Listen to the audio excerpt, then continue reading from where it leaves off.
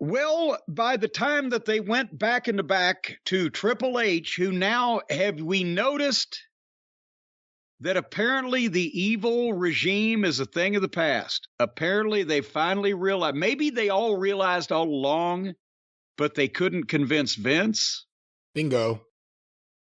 Well, that's because it's been 25 years. And the reason why they find themselves in this position, not only having lost viewers, but also having lost the goodwill of the fans and having to, I mean, let's face it, if this was the WWE of old, the contest as it is between them and AEW wouldn't be nearly this close.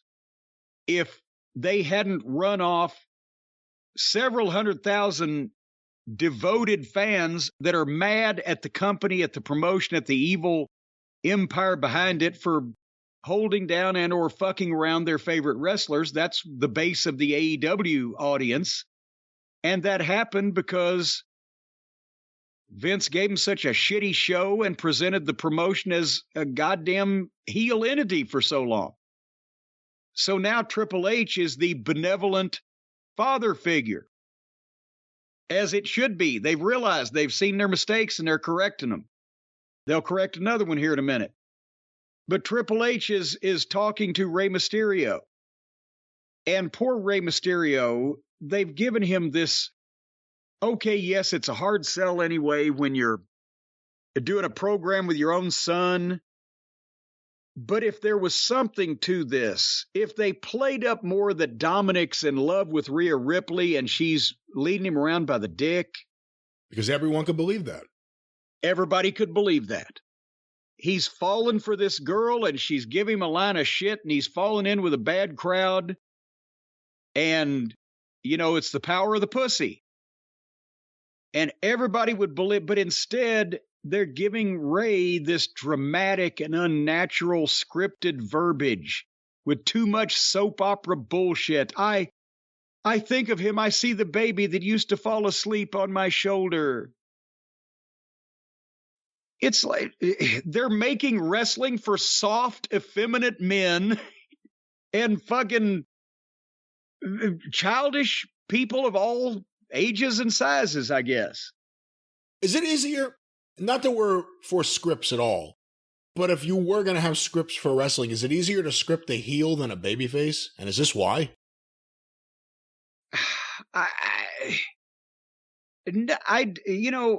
I don't think it's easier to script one or the other. I think it's sometimes more difficult to give talent something they can say that they can get at. See, if I knew in any promotion or any program that I've ever been in charge of anybody's dialogue or producing a promo or whatever, if I know that somebody is not an artful orator, I'm going to try not to give them a complicated, convoluted story. And a lot of times it might have been easier with some heels if they had a manager where the manager could really rattle off the nuts and bolts of the thing and the heel could just put in personality without details. That was easier.